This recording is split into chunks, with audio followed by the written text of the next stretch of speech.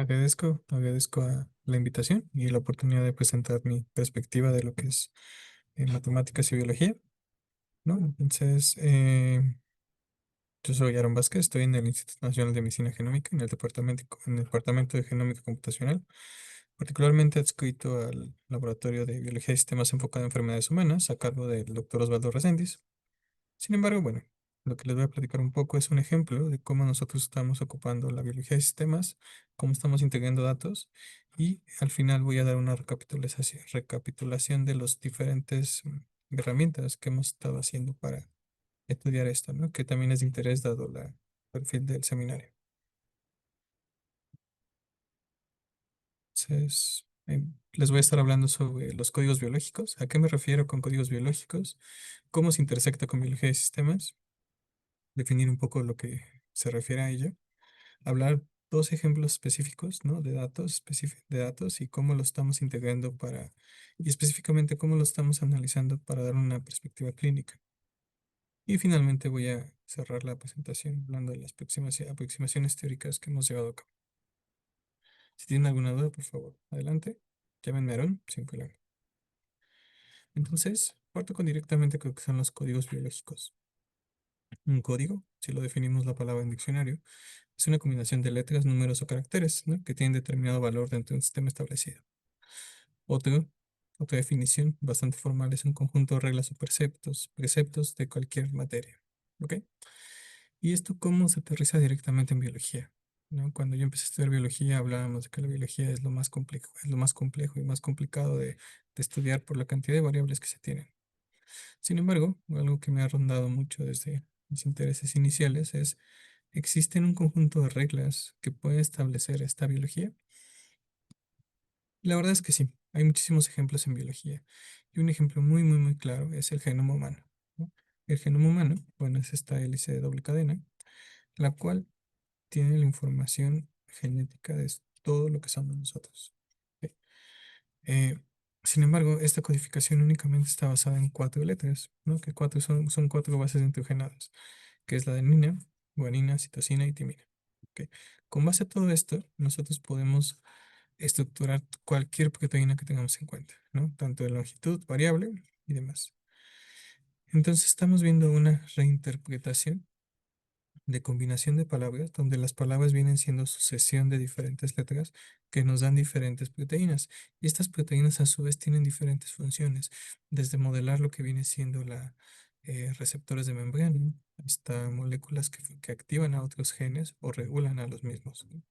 Incluso modelos, estas proteínas son enzimas que directamente limitan el metabolismo de cada uno de los diferentes organismos que les da su funcionalidad biológica.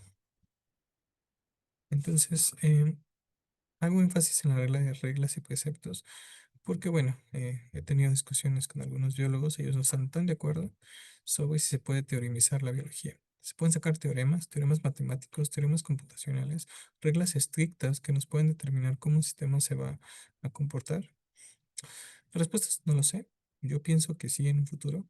Sin embargo, hay una gran trampa en esto. Y la trampa principal es que necesitamos conocer el sistema. Y, y la gran trampa en biología es que el sistema es sumamente grande y sumamente expandido. Por lo tanto, la cantidad de variables que nuestro modelo tiene, o nuestro sistema tiene, es muy grande. Entonces, cuando hablamos de estos conjuntos o preceptos, realmente tendremos que tener un conocimiento completo de todo el sistema para poder modelarlo, ¿no? Sin embargo, bueno, hay algunas aproximaciones que hemos demostrado que funcionan. Y aquí les presento un conjunto de una secuencia de genoma, ¿no? Como vemos, cada letra está coloreada con diferente tono y esta es la base de la vida, ¿no? Entonces me parecía a mí demasiado complejo, demasiado abstracto, ¿no? Cómo todo lo que vemos, biológico, orgánico, se ve representado en esta forma. Sin embargo, pues es real, ¿no? Entonces les voy a platicar un poco del dogma central, si acaso no están familiarizados. Entonces, en la parte de arriba, ese es el dogma central de la biología molecular, ¿no? Está incompleto porque, bueno, todavía falta ciertos lazos que ya se han demostrado que existen. Sin embargo, vamos a ver con esa ruta clásica, en el cual en la parte de arriba tenemos lo que viene siendo el genoma de doble cadena, donde cada base nitrogenada está pareada de forma complementaria a otra, la adenina con la timina y así demás. ¿Ok? En sí, estos genes ya tenemos descritos completamente los genes humanos con el proyecto del genoma humano. Sin embargo, que esté el gen en el genoma no implica que tenga una función como tal. ¿Ok? Que esté en el genoma únicamente está almacenada ahí la información. Para poderse extraer la información, uno de los primeros pasos se tiene que convertir en un ARN mensajero. A través de esta conversión a ARN mensajero en un proceso que se llama transcripción, es la primera reinterpretación. ¿Ok? Esto nos estamos saltando muchísimos pasos, pero al final de cuentas, el segundo paso que nos lleva a cabo es la traducción. Vamos a hacer una decodificación de por cada tres pares de vasos y lo vamos a convertir en un aminoácido. Esta cadena de aminoácido, que es un polipéptido, al final se van a tener un doblemiento y una conformación cuaternaria, que es lo que va a llevar a cabo la función. ¿Ok? Entonces, de alguna forma, estos genes es la forma en la cual se expresan. ¿Y por qué es importante los genes cómo se expresan? Porque en sí, si nosotros analizamos únicamente el genoma, no podemos tener una representación en general de lo que cómo poder explicar el fenómeno biológico. Porque para explicar el fenómeno biológico tenemos que explicar todo el contexto genético. Y para explicar el contexto genético, tenemos que ver específicamente qué genes se están expresando y la forma en la que se están expresando. Porque para complicar un poco más, no basta con que los genes lleguen a su proteína, sino también existen un conjunto de modificaciones que se les llama modificaciones epigenéticas que modulan de manera externa sin necesidad de alterar el genoma. A su vez, nosotros también estamos inmersos en un ambiente, tanto la dieta, eh, contaminantes, nuestro estilo de vida, eh, y esto nos lleva a un contexto específico de genes que se expresan. ¿Ok? Esto nos va a determinar nuestros estados de salud, nuestra capacidad de adaptabilidad ante ciertos fenómenos, porque nosotros somos organismos sumamente resilientes. Tenemos la capacidad de adaptación. Sin embargo, a veces esa capacidad de adaptación se ve mermada o se ve exhausta por la cantidad de cosas que nosotros tenemos que adaptarnos. ¿Ok? Entonces, si nosotros venimos un poco del área de ciencias computacionales, estos códigos o esta sucesión de reglas la podemos ver con estos árboles de decisión, ¿no? En el cual si tenemos una condición, verdadera o falsa, vamos al siguiente estatuto, ¿no? Por ejemplo, en este caso, si no se cumple la condición uno, bueno, evaluamos la condición 2, si condición 3 si es falsa, y sucesivamente para determinar lo que viene siendo la función. ¿Ok? Obviamente, a mí me gusta pensar que la biología funciona de una manera muy similar. ¿Ok? Se necesitan un conjunto de condiciones que se cumplan y son decisiones de alguna forma binarias, ¿no? A pesar de que nuestro sistema funciona a través de concentraciones, existen rangos mínimos de respuesta y rangos máximos de respuesta. De ahí que lo que nosotros podemos asumir que nuestra respuesta es binaria. Entonces, aquí estamos viendo una representación de una vía de señalización en el cual en la parte superior estamos viendo la membrana. En esta membrana hay un receptor, que es una molécula, es una proteína o un conjunto de proteínas, que son el sensor. Este sensor tiene la capacidad de sensar un estímulo, ¿ok? Y a raíz de ese estímulo se provocan un conjunto de reacciones secundarias, ¿ok? Estas reacciones secundarias tienen un fin. Y este fin tiene un destino celular. Y este destino celular puede ser tan diverso y tan polarizado como se determina. Por ejemplo, apoptosis, que es un marcaje a un tipo de muerte celular, puede haber una regulación de otro tipo de genes, puede llevar a cabo un crecimiento, ¿no? Y esto es muy bonito si nosotros vemos solamente una vía. Sin embargo, hay ejemplos muy claros que estas vías son mucho más intrincadas de lo que nosotros estamos considerando. Y por eso la necesidad en realidad de tener consideración de mayor cantidad de variables para nuestro sistema, ¿no? Aquí yo les tengo una snapshot de tan solo una pequeña sección del metabolismo en humanos, ¿no? En donde estamos viendo en cada uno de colores las diferentes rutas de ácidos grasos, de elongación, beta oxidación, perisosomas, glixolato, el ciclo de la urea, ácido cítrico, fijación de carbono. Ok. Entonces, esta representación tipo metro de las vías de metro nos da una idea de lo súper conectadas que están cada uno de los nodos. Esa es una representación específica para lo que viene siendo los metabolitos. Sin embargo, otra representación es que todos los genes que nosotros vemos expresados en condiciones están sumamente relacionados y las funciones que tienen eh, están mm, sobrelapadas sobre esa característica única. Sin embargo, lo que a mí me parece más sorprendente es que las funciones son específicas, ¿no? Existe un estímulo, existe una respuesta específica y a pesar de que existe una alta ah, conectividad y alta comunicación entre diferentes caminos, ¿no? Tenemos una respuesta única y específica, ¿ok? Entonces, aquí es donde entra un poco la definición de biología de sistemas. La biología de sistemas la estamos definiendo en este contexto de que una manera de que nosotros vamos a estudiar un fenómeno de manera sistémica. ¿A qué me refiero con manera sistémica? Es que vamos a considerar un todo. No únicamente vamos a considerar un nodo, no únicamente vamos a considerar dos, sino vamos a extender nuestra cuantificación del sistema lo más grande que sea necesario para poder responder nuestra pregunta. ¿Ok? Si es necesario incluir 100 nodos, si es necesario incluir nada más dos nodos, esto es relativo a lo que nosotros queremos descubrir. Pero la idea es siempre tener una visión holística específicamente del sistema, identificar cuáles son las variables importantes. Y parte fundamental es este ciclo, que van a encontrar eh, muchísimos descriptores, ¿no? Muchísimas imágenes que representan el ciclo de la biología de sistemas, en la cual tenemos datos experimentales. Estos datos experimentales son fundamentales porque nuevamente de ahí es donde generamos hipótesis, ¿no? Y además también de generar hipótesis, nosotros podemos comprobar esas hipótesis. Posteriormente llevamos a un modelado computacional. Este modelado computacional puede ser de diferentes naturalezas. Puede ser matemáticas teóricas, puede ser un modelado físico, puede ser una aproximación de topología de redes, puede ser una simulación directa en computadora.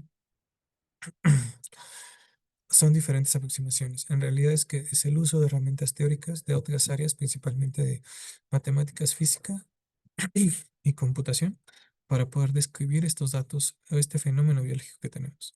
Finalmente, bueno, aquí les voy a platicar sobre las aplicaciones, específicamente biomédicas o clínicas, de que nosotros podemos utilizar estas aproximaciones. Para esto también es necesario hacer análisis bioinformático. Si han escuchado el término, bueno, la bioinformática en realidad es la extracción o análisis de ciencia de datos específicamente para datos genéticos, ¿no? Datos genéticos, datos genómicos, datos proteómicos. Eso es lo que en manera general podemos englobar lo que es análisis bioinformático. Y bueno, y todo esto cómo retorna a poder volver a hacer experimentos. Actualmente también tenemos una tendencia a ser más estrictos con el número de experimentos que hacemos, los recursos que tenemos para hacer esos experimentos y también las implicaciones éticas de esos experimentos. Entonces estamos buscando la manera de poder hacer experimentos más dirigidos y específicos. La biología de sistemas es una de las alternativas que nosotros podemos tener. Entonces, a mí me gusta pensar que cada una de las células es como una microcomputadora, ¿ok? Donde cada microcomputadora o cada célula, en este caso en esta analogía, tenemos un núcleo, un procesador central, aunque en la biología, en la célula, este procesador central está repartido en diferentes organelos dentro de la misma célula, ¿no? Pero bueno, vamos a decir que existe un microchip que controla el flujo e influjo de información. Existe un control de sensores, existe un reloj biológico, que es el que va dando las secuencias y las lecturas, sensores que van captando las diferentes señales. Existe transmisión de la información en estado de este núcleo a la periferia y de la periferia al núcleo. Y de manera muy interesante, esta célula no está aislada, sino también existe comunicación entre diferentes células que entre sí se interconectan para hacer una red. Entonces, voy a definir tres ejes principales de la biología de sistemas. La primera que viene siendo las redes de interacción, la segunda modelado y simulación y finalmente la integración de datos. La integración de datos no es necesaria, sin embargo, para el enfoque que yo estoy usando o que me he dedicado en los últimos años, es sumamente fundamental. Entonces, las redes de interacción, como su nombre lo indica, es una red, ¿no? Donde no solamente se estudia una proteína o una célula, sino una sino una comunidad de ellas de forma de cómo están correlacionadas y forman sistemas complejos. Esta complejidad radica en que si nosotros estudiamos un único elemento, tiene propiedades muy distintas que cuando lo estudiamos en en una red. ¿Ok? Esto le llamamos propiedades emergentes. Y estas propiedades emergentes dotan al sistema biológico de tener una adaptabilidad enorme y también sorprendente. Por ejemplo, tener múltiples estados, también tener oscilaciones, establecer circuitos, relojes, que si nosotros estudiamos solamente un elemento no lo podemos observar. El segundo eje, que viene siendo el modelado y simulación, que es el uso de herramientas teórico-computacionales del área de matemáticas, del área de física, también mucha parte del área de física estadística, para predecir las dinámicas y generar hipótesis y demás. Finalmente, necesitamos integrar datos. ¿Por qué? Porque estamos tratando de explicar específicamente enfermedades, condiciones patológicas. Y bueno, no únicamente condiciones patológicas, sino también condiciones de salud. Y para eso necesitamos mediciones, no necesitamos registros. Por lo tanto, estos modelos y todas estas redes tienen que estar alimentadas directamente a estos datos. Y esto nos da un valor cuantitativo, en este caso de los modelos. Entonces voy a explicar cada una de las diferentes partes, unos ejemplos, y hablar de las redes de interacción. Aquí les tengo un trabajo que se publicó acerca de la biología de desarrollo, específicamente en la embriogénesis, cómo se genera un circuito. ¿Ok? Nosotros sabemos que aquí vemos una representación de un embrión que se va formando, ¿no? Y vemos aquí, esta aquí que vemos, cada una de estas burbujas es una somita, una de las vértebras. Y con respecto, la formación de estas somitas se da en función de estas ondas que van transitando de la parte superior a la parte inferior. Entonces, es necesario que estas moléculas, esta señalización, principalmente de beta-catenina y Wnt, estén oscilando. Ok, esta oscilación dota la formación estricta de cada una de las somitas. Ahora, ¿por qué es importante que estoy recalcando la oscilación? Bueno, la oscilación es una propiedad fundamental que se genera cuando un sistema está interconectado con ciertas características. Si no tuviera esta oscilación, no se podían formar estas somitas. ¿Ok? Y registros experimentales de fluorescencia han visto cómo específicamente estos factores de transcripción van cambiando en posición a lo largo de todo este eje. ¿Ok? Entonces, existe forma de modelarlo. Ya conocemos las diferentes interacciones e interconexiones que tienen los diferentes elementos y cómo se integran entre ellos. Ahora, de este modelo que les presenté anteriormente, nosotros podemos trasladarlo a un conjunto de ecuaciones, o un conjunto de aproximaciones teóricas. Específicamente aquí, bueno, la aproximación que se usa es una aproximación basada en ecuaciones diferenciales ordinarias, donde cada uno de los elementos establece la interacción de cada una de las moléculas. No voy a entrar a detalle porque no es tanto el caso, sino más bien es un ejemplo de cómo nosotros podemos representar un mismo fenómeno basado directamente en la topología de interacción a un conjunto de ecuaciones diferenciales. Y finalmente, ¿cómo alimentamos de datos? Ok, estos también son los datos específicamente para biología de desarrollo, transcriptómica de célula única, en el cual se cuantificaron a diferentes momentos del desarrollo del embrión. Estamos viendo cómo son los diferentes ejes. Cada uno de los números que vemos del lado derecho, del lado izquierdo, perdón, estamos en una representación de la somita en la cual se va expresando. Bueno, aquí estamos viendo cómo existe un movimiento traslacional espacial directamente a la activación de esos genes. Entonces, a raíz de la integración de estos datos, nosotros podemos purificar y establecer mejores modelos que puedan describir. La importancia de establecer mejores modelos no es únicamente tener mejores modelos por tenerlo, sino mejores modelos nos permiten tener una explicación más clara de lo que está pasando fenomenológicamente. Entonces, la biología de sistemas se centra o integra un pensamiento sistémico. Vamos a integrar los dos tres ejes como uno mismo, necesario y fundamental, para poder describir un fenómeno biológico. Entonces, si alguien que se presume decir biología de sistemas, biología matemática, en realidad es una persona que está buscando diferentes aproximaciones para poder resolver un mismo fenómeno, para poder describir. Y esto específicamente, bueno, dado que trabajo en el INMEGEN, les voy a platicar un poco de cómo esto se aplica, qué impacto tiene de manera clínica, ¿no? Muchas veces los modelos teóricos pensamos que son sumamente teóricos y que no tienen una aplicación directa. Sin embargo, espero darles una perspectiva de que sí hay aplicaciones directas y clínicas de todo este proceso. Entonces voy a hablar directamente también de los tres ejes que describí anteriormente y cómo en estos casos pueden impactar de manera en la clínica. ¿Ok? Entonces, para como ejemplo, les voy a hablar sobre el transcriptoma de célula única. Con el transcriptoma me refiero a todos los transcritos. Y los transcritos son todo el RNA. Acordémonos que de manera inicial definí el dogma central de la biología molecular, en el cual todo el conjunto de RNAs mensajeros de alguna forma determinan o se puede dar una representación de cuáles genes están prendidos y cuáles genes están apagados. Bueno, este tipo de tecnología nos permite leer todos esos RNAs mensajeros de toda la célula para poder determinar un contexto específico en el cual cuáles genes están prendidos y cuáles genes están apagados. Esta tecnología de nueva generación nos permite conocer no únicamente todos los transcritos, sino también conocer específicamente cuál célula es la que expresa cuáles transcritos. En este caso, todos los RNAs mensajeros, toda la información va a estar marcada y ese marcaje va a ser único para cada una de las diferentes células que nosotros estamos procesando. Entonces tenemos un tejido, este tejido se, se disgrega.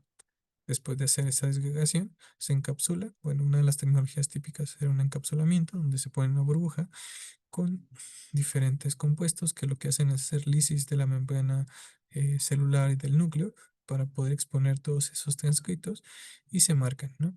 Este marcaje nosotros conocemos, por lo tanto, cuando nosotros tenemos los datos, podemos identificar cuál transcrito pertenece a cada una de las diferentes células. Entonces, básicamente es aislar, secuenciar y analizar. ¿Ok? Entonces, por algunos otros métodos, lo que vamos a leer es cada una de las cuatro bases nitrogenadas que conforman el transcriptoma. Todo esto que tiene que ver, ¿no? Todo esto que nos dice, bueno, una de las cosas más impactantes que nos dice, que es una de las cosas que también me gusta de la biología, es estudiar la heterogeneidad. Y la heterogeneidad la establecemos como una diversidad. Esta diversidad nos permite establecer cómo en un tejido los diferentes actores celulares que están involucrados. Por ejemplo, si tenemos una muestra directa de piel, ¿no? Nosotros podemos caracterizar las diferentes células que conforman la dermis. También tenemos que capturar lo que viene siendo células del sistema inmune y demás. De esta manera, conociendo estos escritos, nosotros podemos tipificar, hacer un atlas de cada uno de la población celular. Y no es únicamente tipificar por llegar a ese atlas. En mi caso, específicamente, lo que me gusta o lo que persigo entender en algún momento es establecer la relación que existe entre los diferentes tipos celulares. Ahora, del lado izquierdo, esto es una representación de diferentes tipos celulares, pero de mi lado derecho es una representación de un modelo en el cual se hizo una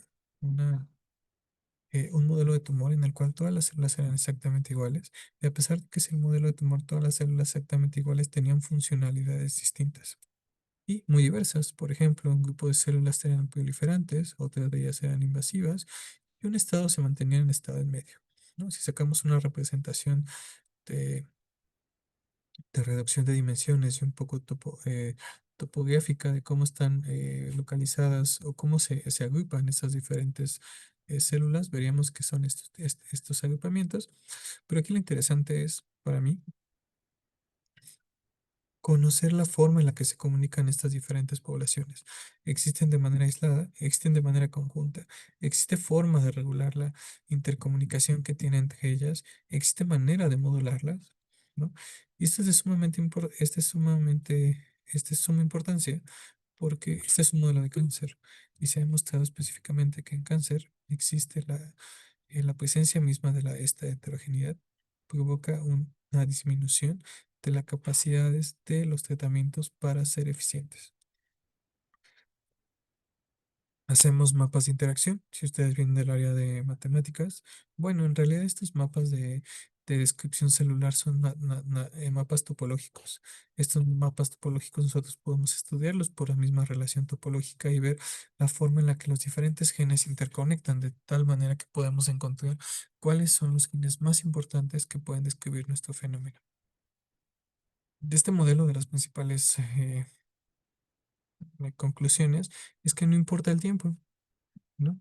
No importa si tenemos un modelo de tumor temprano o uno de tardío, estas tres poblaciones van a existir en diferentes proporciones, pero van a existir. Ok. Em,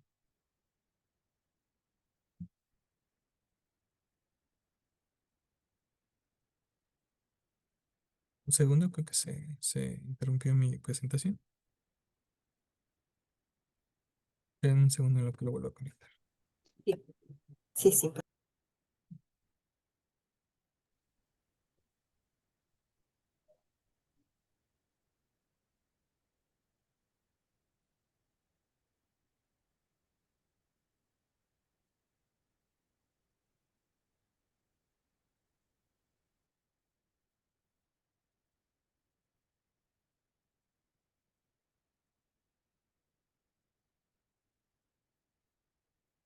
¿Ya pueden volver a ver mi pantalla?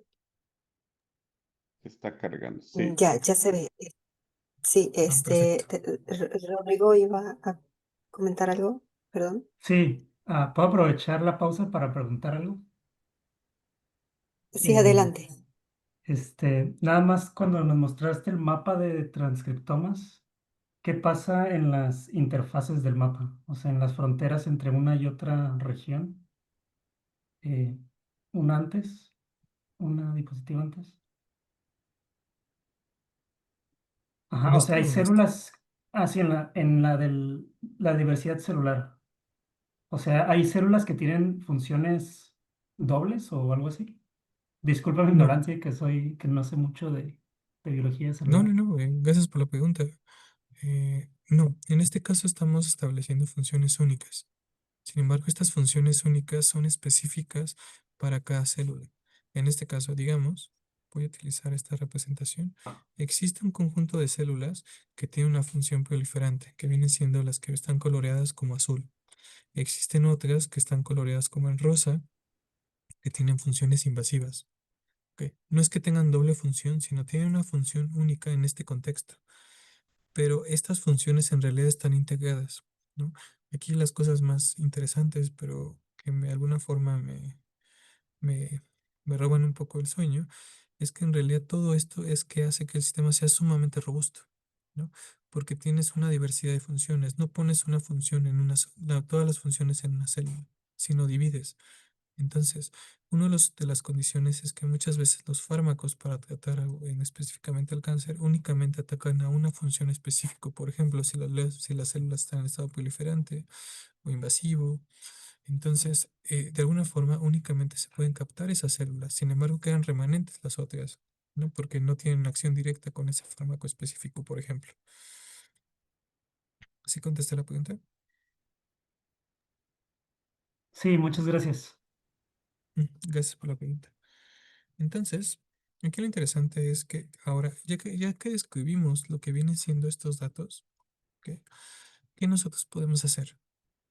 ¿De qué forma nosotros podemos trasladar el conocimiento que nos dio estos datos a una forma en la cual nosotros podemos describir y modelar el sistema? Bueno, podemos hacer una aproximación de redes, aproximación de interacción y de circuitos de regulación, en el cual cada uno de los genes son nodos, ¿no? Y se pueden trazar las aristas, que son las interconexiones que vienen directamente de nuestros datos. De esa manera, crear como una topología. Y esa topología es estudiarla con el rigor matemático de una red topológica. Con rigor matemático, en realidad, únicamente se extraer las propiedades fundamentales de esa red. Por ejemplo, determinar el nodo que es más importante para esta comunidad en conjunto, no para una población específica, sino para una comunidad. ¿Qué nodo de alguna forma poder romper la intercomunicación entre las diferentes subpoblaciones? ¿De qué forma podemos aislar cada una de estas? ¿Qué forma podemos hacer modelos este modelo, bueno, nunca he podido hacerlo bonito, hicimos hace unos años, y dice que la forma en la que están interconectados, ¿no? Vemos que no es muy clara la, la- la relación. Sin embargo, este modelo es capaz de describir la activación específica para cada una de esas tres poblaciones a través de un conjunto de modelado de reglas lógicas, ¿no? Entonces, pues, de esta forma nosotros podemos saber cuáles son los nodos fundamentales. Pues siguiendo con este estudio, actualmente estamos en un proyecto que estamos trabajando. Anteriormente únicamente yo les describí tres funciones. Bueno, datos que estamos obteniendo que nos determinan que resulta que no son tres, ¿no? Este modelo es muy similar, tiene ciertas diferencias y pudimos obtener información de muchas más células. Anteriormente únicamente teníamos alrededor de 400, aquí ya tenemos alrededor de 7000 células. Bueno, al tener mayor número de células, ya tenemos una mejor representación estadística sobre las diferentes funciones que realmente puede estar llevando dentro del tumor. Y vemos algo que me parece a mí muy bonito, una continuidad directa de las funciones. Empezamos con efectos de proliferación, un estado de mantenimiento. Este mantenimiento nos lleva a una posible activación inmune. Nos puede haber una remodelación. Esta remodelación es necesaria porque para poder que haya metástasis, para que haya plasticidad, tiene que haber esta reestructuración de las fibras internas de la célula y también tiene que haber una adaptación metabólica. Entonces es una red funcional muy linda desde el punto de vista de tiene una continuidad bastante marcada. Y estas funciones establecen la forma en la cual ya no tenemos tres poblaciones, sino tenemos siete que están integradas. Y lo que es interesante es que no únicamente parece que están integradas, sino que están eh, comunicándose entre ellas, ¿no? En datos directamente de fluorescencia, nosotros podemos ver esta representación, porque aquí perdimos en cuenta un poco sobre eh, el estado espacial directamente de cada una de estas células, porque el tejido se rompe completamente. En mediciones de fluorescencia, podemos utilizar marcadores que nos permiten ubicar esa proteína en qué parte de la célula se representa, ¿no? Por ejemplo, aquí lo que estamos viendo es, aquí en la parte de abajo, es una activación de CD44, ¿no? Que nos está marcando lo que viene siendo un marcador hacia activación del sistema inmune. Este marcador nos está diciendo que este conjunto de células tiene una activación a proliferación y también lo que nos está haciendo, nos está cuantificando es la membrana del núcleo y de alguna forma nos puede dar como relación en la posición de la ubicación espacial en donde se están expresando cada uno de estos diferentes células. Entonces, este solamente es un primer esquema de cómo podemos integrar los datos y cómo es una solución, ¿no? Y cómo es la integración no únicamente ya en subpoblaciones de diferentes tipos de células, sino también lo que importa es la forma y la posición en la que tienen en toda la estructura. Ahora, ¿de qué nos sirve? ¿De qué nos sirve todo esto? Bueno, una de las posibles aproximaciones es esta idea quimérica de lo que viene siendo la terapia personalizada, ¿no? Donde cada persona, eh, bajo sus condiciones de enfermedad, se les puede dar el mejor tratamiento bajo esas condiciones. Sin embargo, no es que se haga eh, un fármaco específico para cada persona, sino más bien se habla más que nada de un esquema terapéutico. ¿Cuál, cuál, cuál fármaco le funciona mejor a cada una de las personas bajo sus condiciones genéticas, ¿no? Y sus condiciones en el contexto genómico, genes, ambiente, que es muy importante. Les voy a hablar también acerca de otro trabajo que hemos estado haciendo, que principalmente radica en la transcriptómica espacial. El espacial no se refiere con el espacio exterior, sino el espacio con respecto a el espacio el lugar que ocupa un objeto, ¿no? Entonces el medulloblastoma es un problema de salud, porque es uno de los principales cánceres infantiles. Tiene una alta mortalidad, específicamente en países de vía de desarrollo como México, en donde tiene una mortalidad menos del 50%. Existen factores de riesgo, por ejemplo, si los genéticamente varones tienen ciertas modificaciones, ciertas mutaciones, y tienen mayor riesgo de presentar eh, pues mayor mortalidad de esta enfermedad.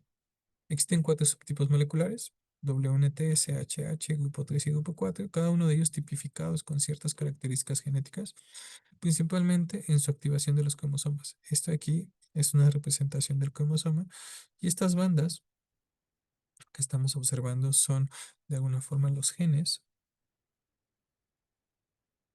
que están aumentados, que están replicados. Las bandas rojas son los genes que están borrados, y de alguna forma cuáles son las vías de señalización que se ven mayormente afectadas en cada uno de esos subtipos. De los más agresivos es el grupo 4 y el grupo 3. Sin embargo, existe un claro problema en diferenciar entre el grupo 3 y el grupo 4. Esto es porque no existen características tan claras en estos dos. De hecho, originalmente se han clasificado estos dos como que no son WNT y que tampoco son SHH. Entonces, bueno, el transcriptómico espacial, ¿no? En esta representación de Legos creo que es muy clara. Anteriormente yo les expliqué la de transcriptoma de célula única, en donde un órgano o un tejido lo podemos eh, romper o desarmar todos estos legos y separarlo en cada una de las diferentes piezas, ¿no? Porque tenemos información para hacerlo. Específicamente con la transcriptómica espacial, a pesar de saber qué son cada una de las piezas, qué color tiene diferente las piezas, también podemos saber en qué posición está cada una de esas piezas. Esto es importante porque ya nos da una clara relación de función-espacio. Entonces, bueno, aquí tenemos un ejemplo de los datos que hemos estado trabajando, ¿no? Si nosotros hacemos zoom a esta lámina de corte histopatológico, vemos que existen cada uno de estos puntitos. Bueno, en cada uno de estos puntitos vamos a extraer lo que viene siendo los transcritos. Entonces vamos a sacar los transcritos de cada uno de esos puntitos, y nosotros vamos a tener esos códigos de ubicación espacial de alto y largo, en donde se ubican esos puntos para poder cuantificar los transcritos, ¿no? Bueno, de manera metodológica, de manera muy breve, tenemos una laminilla. En esta laminilla lo que se hace es sobrelapar el tejido. En estas, lam- en estos teji- en esta laminilla existen estas microzonas, que son estos círculos, y cada uno de estos círculos tiene un conjunto de oligonucleótidos o un conjunto de bases nitrógenas que son diferentes entre ellas. Esto nos va a permitir identificar lo que viene siendo cada uno de estos círculos. Y particularmente en un trabajo que hemos estado haciendo con el Instituto Nacional de Pediatría, ellos están muy interesados en caracterizar eh, esta patología, principalmente en mexicanos. ¿Por qué mexicanos? Porque, bueno, estas características regularmente las guías para hacer esta tipificación vienen de países europeos, y también pues estadounidenses y europeos. Sin embargo, como población mexicana, nosotros tenemos características únicas que muchas veces estos modelos, estas técnicas de diferenciación em, no son completamente viables o usables para nosotros. Entonces, cuantificaron genéticamente la forma de identificar cada una de estas subpoblaciones, hicieron un conjunto, con un arreglo de expresión para establecer qué tan probable es. Ahora, aquí les presento específicamente la muestra de un paciente que es teóricamente muy interesante. Sin embargo, biológicamente, la explicación de por qué este fenómeno, esta enfermedad es sumamente complicada. Ok, aquí vemos ciertas firmas moleculares y se hizo un mapeo, ¿no? Para cada uno de los subtipos: grupo 4, SHH, grupo 3 y WNT. Bueno, cuando la coloración nos está representando la asociación de cada uno de esos puntos con respecto a la firma de cada uno de los cuatro subtipos. Por ejemplo, aquí estos puntos azules nos está diciendo que tiene una baja asociación al grupo WNT, y así para el color rojo. Lo que podemos ver es que cuando nosotros vemos aquí en la parte de arriba lo que son el grupo 3 y el grupo 4 y el SHH, esta asociación, este pintado, son complementarias por las zonas, donde aquí es sumamente rojo, aquí es azul, verde, y de manera complementaria. Esto es porque, a pesar de que el médico y patológicamente se clasificó como grupo 4, ¿ok? Este paciente parece que tiene características que involucra directamente dos grupos moleculares. Cuál es la complejidad con esto? Bueno, la complejidad con esto es que estos dos grupos moleculares tienen funciones y son tratamientos completamente diferentes, tanto tratamientos inmunes como de fármacos y también de cuidado. Entonces, este caso que hablando con los médicos dicen que es raro, pero bueno, los datos no están determinando directamente eso. Nos está hablando de la necesidad de primeramente caracterizar, ¿no? Caracterizar de manera interna qué propiedades están teniendo cada uno de estos pacientes para poder dar la mejor prognosis de pacientes, eh, la mejor prognosis de tratamiento. Si nosotros el análisis clásico nos permite establecer cuáles genes están prendidos y cuáles están apagados para cada uno de los cuatro de los grupos. Nosotros lo que hicimos, ¿no? Tipificar, bueno, vamos a decir cuáles genes son los más relevantes para cada uno de los grupos y poder hacer em, una clasificación. Sin embargo, estos genes muchas veces son faltos porque no podemos basarnos únicamente en clasificar algo con un solo gen. Para eso lo que hicimos es utilizar árboles de decisión. Estos árboles de decisión vienen directamente de Machine Learning, en el cual, si ustedes recuerdan estos juegos de feria, en el cual teníamos unas canicas en la parte de arriba y en la parte de abajo venían como eh, diferentes topes, ¿no?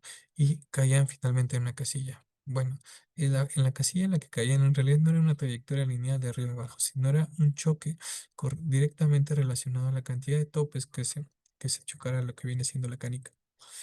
Bueno, estos árboles de decisión suceden exactamente igual. Son un conjunto de decisiones que no únicamente toman una característica, sino un conjunto de ellas, diferentes genes que nos pueden determinar cuál es la mejor alternativa para poder clasificar a uno de estos pacientes.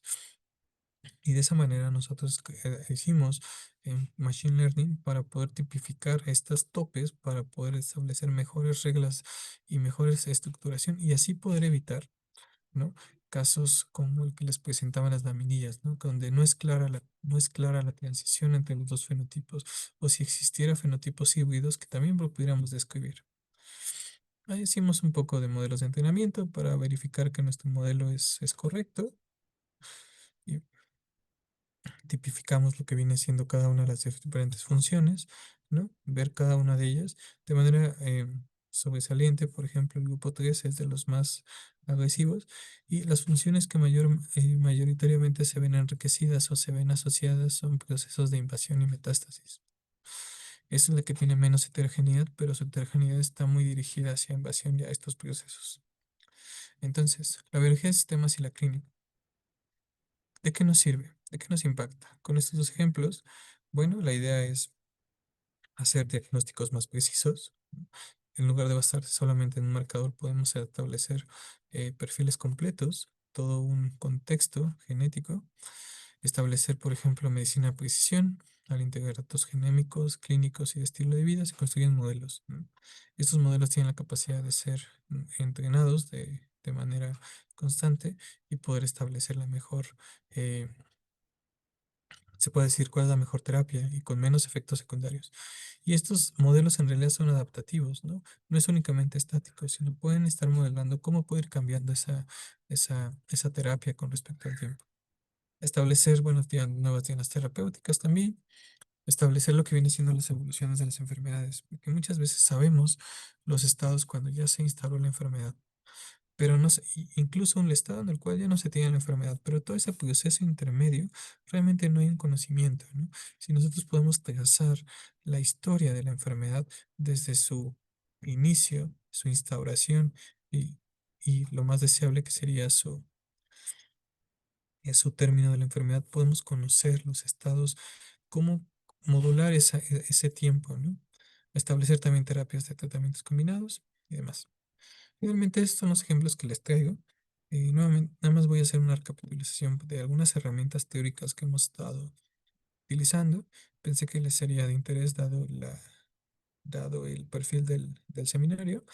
Bueno, em, Utilizamos teorías, por ejemplo, físico-estadísticas, porque es lo viene la información mutua, que esta información mutua viene relacionada a la entropía de Shannon, que nos determina el nivel de desconocimiento del tema. Bueno, no es únicamente la información mutua, sino directamente la capacidad del canal. Nosotros podemos establecer el nivel informático de cada una de las vías, cada uno de los caminos, y así poder establecer canales óptimos en los cuales se procesan las señales biológicas. A su vez nos interesa saber qué propiedades emergentes tienen los sistemas derivados y en la forma en la que están conectados los elementos, ¿no? A su vez, algo que a mí me gusta y es lo que intento hacer es estos modelos derivados directamente de datos que nos pueden explicar un fenotipo. Nosotros estamos ocupando análisis de datos y modelos de aprendizaje máquina. Sin embargo, muchas veces estos modelos carecen de una interpretación adentro de la caja. Parecen ser únicamente cajas negras en los cuales no es claro entender sus relaciones entre las diferentes variables.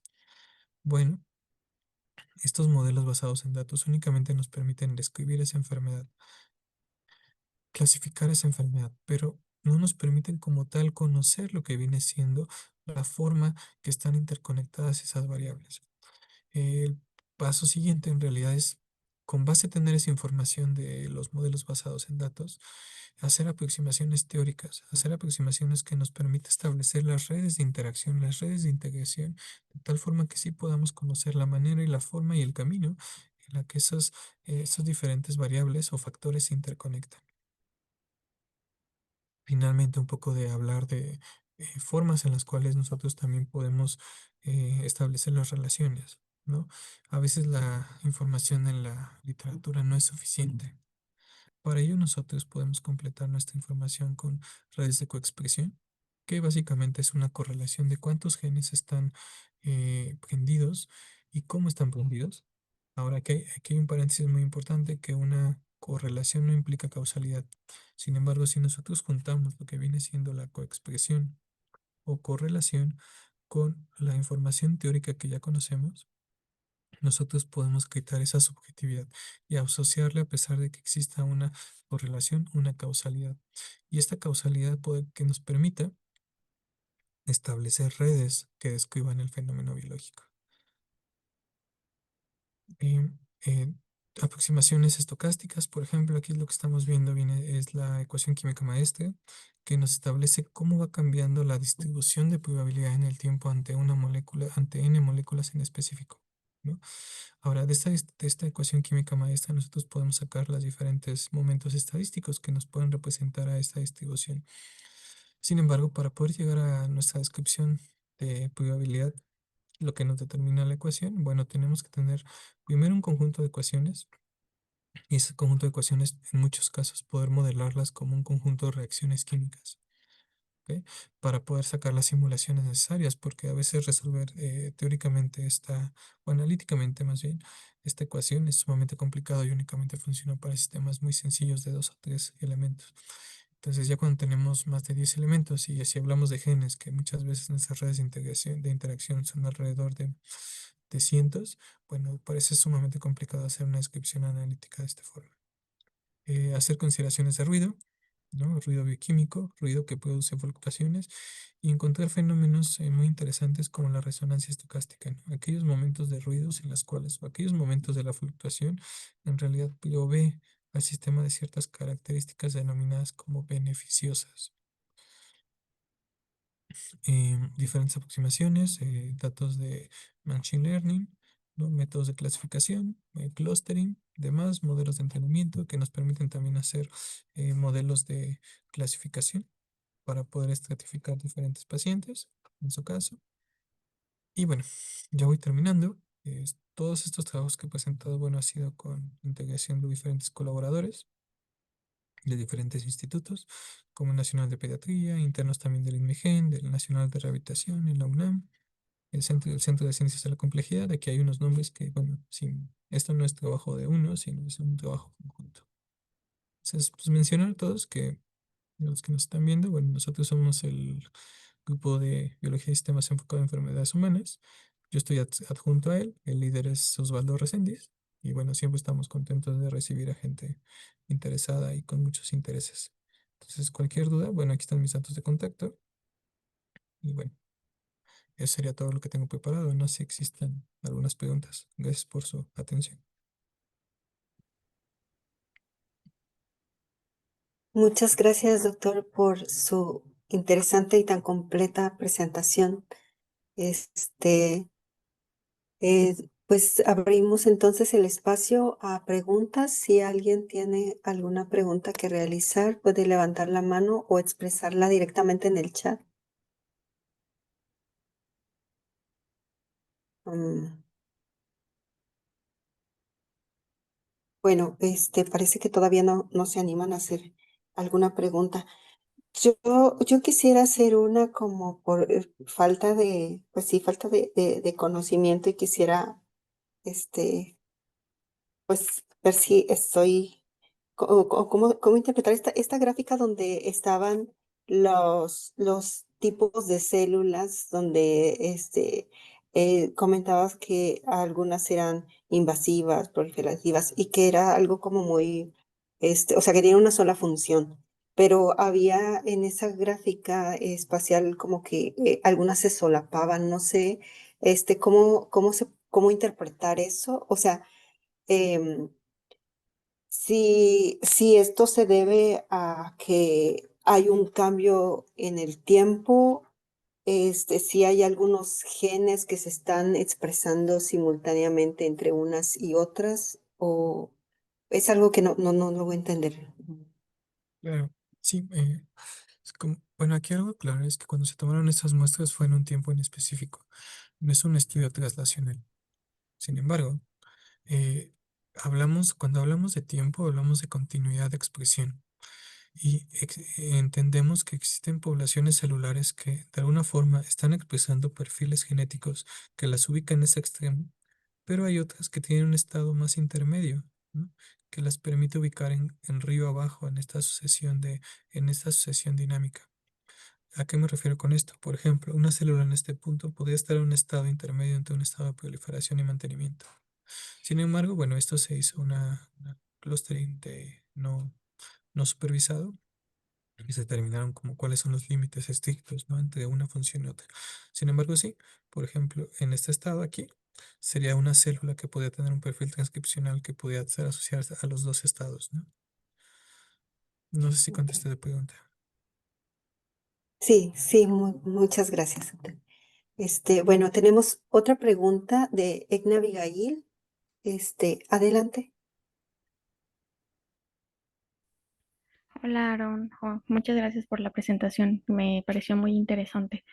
Mi duda va más acerca sobre bueno, las investigaciones que están en esta área de conocimiento, porque, bueno, yo soy bióloga de formación, pero veo que tú utilizas mucha estadística, no sé si utilizas algún programa incluso como de dinámica molecular, todo esto, y se me hace muy interesante porque he visto poco de este tema, sobre todo que se junta en la biología y la estadística en en un contexto así como de tipo datos, ¿me explico? Mi pregunta va más como, ¿hay algunos lugares en donde se pueda desarrollar este tipo de conocimiento aparte de donde tú laboras? Sí, contundentemente sí. Existimos ya varias personas que estamos dedicados a eso. De entrada, si te interesa, bueno, siempre te puedes acercar a nosotros. Estamos ahí en el INMEGEN. Y en el INMEGEN no únicamente somos nosotros, sino existe todo un departamento que es biología computacional. Esta biología computacional tiene tantas definiciones como investigadores. Me refiero a que los diferentes investigadores utilizan diferentes aproximaciones. Entonces vas a encontrar diferentes descriptores. Ahora, vas a encontrar también gente de la UNAM, gente del CIMBESTAP, ¿no? CIMBESTAP Irapuato, CIMBESTAP Monterrey, eh, la Universidad de Querétaro también está haciendo modelos matemáticos, eh, la Facultad de Ciencias también de la UNAM. Entonces, sí hay diferentes centros, ¿no? Si te interesa, pues mándame un correo, yo te puedo referir como a diferentes lugares o acercarte a nosotros también. Ok, muchas gracias, Aaron. Ujú. Gracias por la pregunta.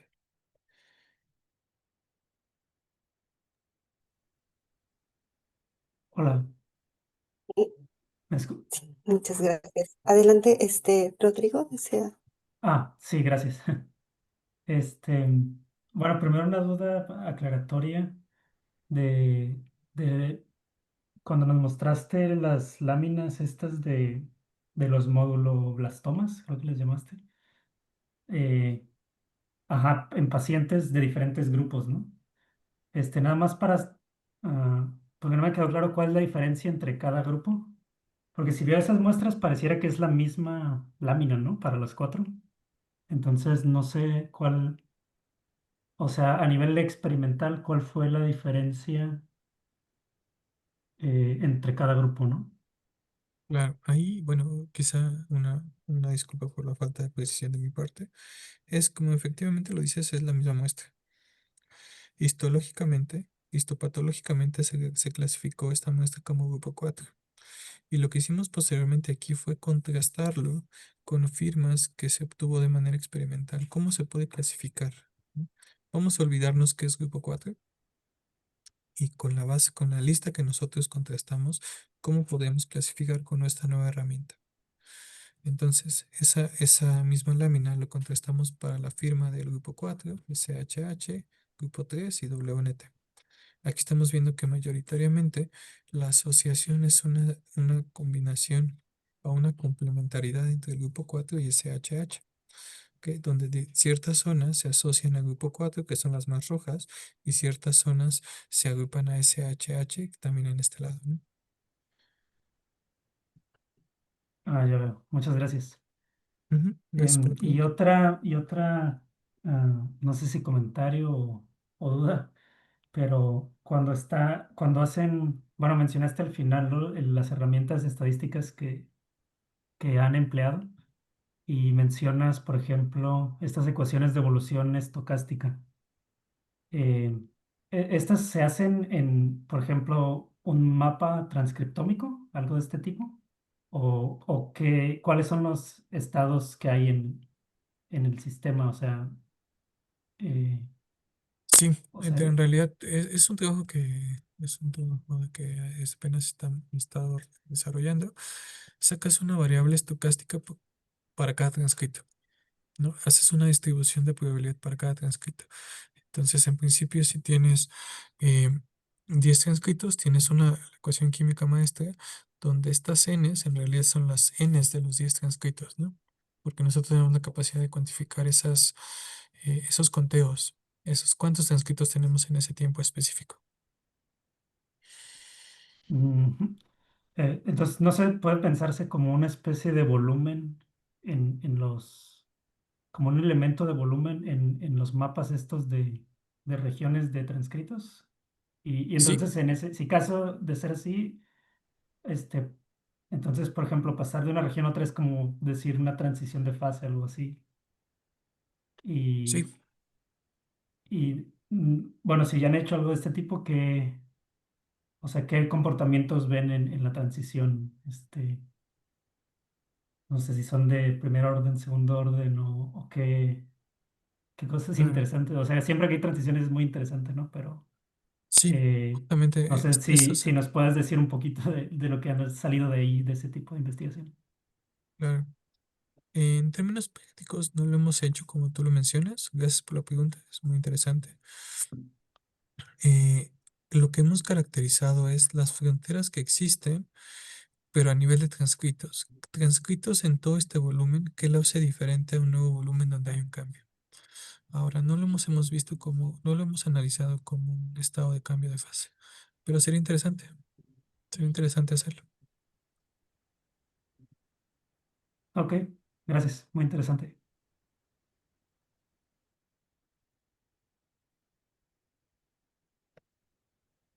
Muchas gracias, Rodrigo. ¿Alguien más tiene alguna otra duda?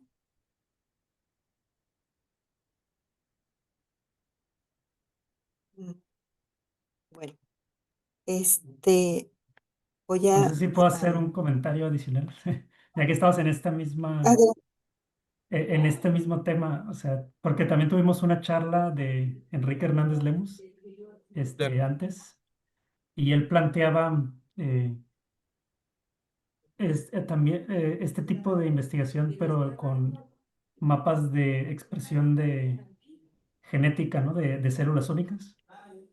Sí, Y él pensaba a nivel de la ecuación, creo que era la de Fokker-Planck, eh, y cómo plantear el problema para, para estos mapas de células únicas, ¿no? Entonces, o sea, me parece interesante que ahora lo estás planteando con ecuaciones maestras, que bueno, es como una manera distinta, pero en el concepto me parece que es similar, ¿no? claro, claro, es ver al sistema como una red de interacción, ¿no? ¿Cómo se define esa red? Puede ser diversa, pero sí, Correcto. Sí, nada más era un comentario de que sí, sí, gracias por el comentario. es una, bueno, para este tipo em, de sistemas, o sea, que son de datos, creo que alguien mencionaba por ahí, o sea, que no es como que algo físico en el sentido de que tengas un volumen de masa en el espacio que se eh, dispersa, como normalmente pensamos, ¿no? En la ecuación de difusión o algo así, sino que Claro. es, digamos, información o eh, lo que sea que son los transcriptos que se están como eh, esparciendo en el espacio de, de transcritos, digamos. Pero Ujú. bueno, nada más estoy como pensando en voz alta, ¿no? Pero sí, es No, sí, interesante tener esto como un marco teórico, ¿no? Para estudiar estas cosas. claro, sí, te sigo y estoy completamente de acuerdo contigo. Muchas, muchas gracias. Rosario tiene otra pregunta. Adelante. Sí, gracias, Ruth. Hola, Aaron, ¿qué tal? Buenas tardes. Hola, Bueno, buenas tardes. mi pregunta, bueno, como la verdad, no estoy muy familiarizada con lo que nos platicaste, pero bueno, he visto por ahí algún trabajo que a lo mejor puede relacionarse y quería yo preguntarte, a ver si entendí más o menos bien qué es lo que tú haces. Tienes un tejido, una parte de un órgano y como que se va desarmando para ver de qué está compuesta o cuál es esa red de diferenciación, más o menos. Y de ahí tú vas tomando datos y los pasas a un grafo y de ahí tú vas armando como em, lo que sería cierto proceso celular. Es más o menos, o sea, si yo trato como de resumir la primera parte que nos platicaste, sería algo así, como ir desarmando, tener esa información de qué interacciones se dan, qué genes están encendidos, qué apagados, cuáles activan a uno, cuáles activan a otro, y después todo eso pasarlo a un grafo o no Ajá, es así. sí, sí, pero ese grafo habla de un contexto celular, de una función, porque al menos para mí, porque yo no soy como tampoco biólogo, ¿no? Y me cuesta Ah, mucho identificar un gen específico, ¿no? mm, Entonces, para mí es mucho más ilustrativo si en realidad me hablas de funciones, ¿no? Entonces, sí, mm, ¿cuántos genes de lo que yo tengo, en la forma en la que están interconectados, pueden descubrir una función específica? No nos vamos a hablar un gen. Y en esta misma visión sistémica, vamos a enfocarnos en realidad todo el contexto genético, ¿no? De cómo se están expresando. Entonces, sí, lo paso a este grafo, pero este grafo lo que asocia son estados o funciones biológicas. Por ejemplo, esta vía de YACA, de señalización, es una vía que es fundamental para la activación del sistema inmune. ok. Ujú. Pero Y sí, entonces creo que lo puedes, describiste muy bien. más o menos, y entonces después tú podrías hacer alguna predicción, ¿verdad? Ese es el punto en el cual tenemos que llegar acá. Por eso Mm, son fundamentales la traslación de de estos modelos basados, estas relaciones de datos a relaciones funcionales en un modelo, en un contexto más controlado. Porque a través de estos modelos mínimos, si lo podemos llamar, nosotros es donde podemos ejecutar todo el poder predictivo que nos da el modelo matemático. Oye, ¿y las funciones es algo que se conoce, algo que ustedes tienen que revisar? ¿O hay como una base de datos en donde ustedes saben ya qué órgano tejido específicamente, bueno, ya cuando lo empiezan a desarmar, qué funciones son las que van a estar Con interconectadas? funciones son funciones biológicas o funciones Ujú. matemáticas. Funciones biológicas. Funciones biológicas, sí. En ese Ah, caso sí. ok. Ya hay una base de datos que te está diciendo cuál función tiene el conjunto de genes. Ah, perfecto. Ok, entonces ustedes usan, digamos, toda esta información en su modelo para ya obtener los resultados. Algo así. Exactamente. Perfecto. Bueno, ok, esa era mi duda. Muchas gracias, Aaron. Gracias a ti por la pregunta. Gracias, Rosario. Gracias también, doctor Aaron. No sé si alguien más desee, despejar alguna duda. Hola, Este, bueno, yo que ando aquí ya de preguntón. sí, Hola, Aaron, ¿qué adelante. tal? Buenas tardes. Eh, bueno, yo más o menos sigo un poco el trabajo de Aaron porque pues somos compañeros del grupo de investigación y algo que siempre me ha interesado, bueno, siempre me ha venido como a a- a- me ha fun- me ha sido sobresaliente, ajá, de esto que Aaron trabaja, son los diagramas estos de cómo se activa un gen, cómo se reprime otro y armar, por ejemplo, matemáticamente todo esto. No, la anterior, bueno, la siguiente creo que es esta.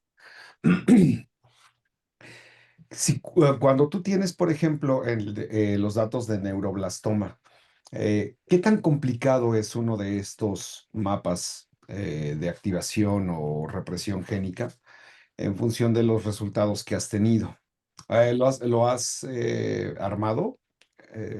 Porque me parece que es bien importante poder describir, ¿no? El funcionamiento de una célula ya transformada versus una célula sana, por ejemplo, y ver cómo estos diagramas, estos genes, cómo cambia su interacción de activación o represión en función del factor de transcripción que tienes. ¿Has logrado identificar algunos de los factores de transcripción importantes en neuroblastoma? Eh, sí y no. Sí, porque sí Ah, hemos identificado esos como genes importantes y nos estamos basando mucho en los resultados que nos dio los modelos de Machine Learning. Sin embargo, todavía estoy trabajando en la forma de hacer de esta red de interconexión. O sea, de alguna forma tengo los nodos que tengo que incluir, más no la forma en la que conectarlos. Y es algo que todavía se está trabajando. ok, ¿has visto, no sé, algo que pueda haber, bueno, dentro de los resultados que estás ahorita trabajando? ¿Tiene algo que ver con algún otro tipo de cáncer que haya ya sido descrito? Por ejemplo, una vía de, eh, no sé, inhibición de apoptosis o de, bueno, proliferación está un poco complicado, ¿no? Pero, por ejemplo, de cambios metabólicos, modificación de la matriz extracelular, etcétera. O todavía es muy temprano como para decir si hay convergencia entre algunos otros cánceres. Con respecto a otros tipos de cáncer, no lo he explorado Ujú, porque hay muchísimos tipos de cáncer. Sin claro. embargo, hay algunos tipos de cáncer que son como primos, ¿no? Entonces, Ujú, específicamente del sistema central. Eh, Algo interesante por ejemplo, aquí tenemos el grupo 3. Si vemos aquí este módulo rojito y subimos hasta la parte de las columnas, habla de plasticidad. Esta vía de plasticidad es únicamente activado por este subtipo y la forma en la que parece ser activada esta plasticidad está relacionada en la que la forma también el neuroblastoma. Acordémonos que este es meduloblastoma, ¿no? Entonces el neuroblastoma, ¿no? También tiene una función similar a la que vamos representada de esa manera. he hecho algunas exploraciones, pero más que nada con los tipos de cáncer que son como primos entre ellos, más no a gran escala. Ok, gracias, Aaron. Gracias, Edgar, por la pregunta. Muchas gracias. ¿Alguien más tiene otra pregunta?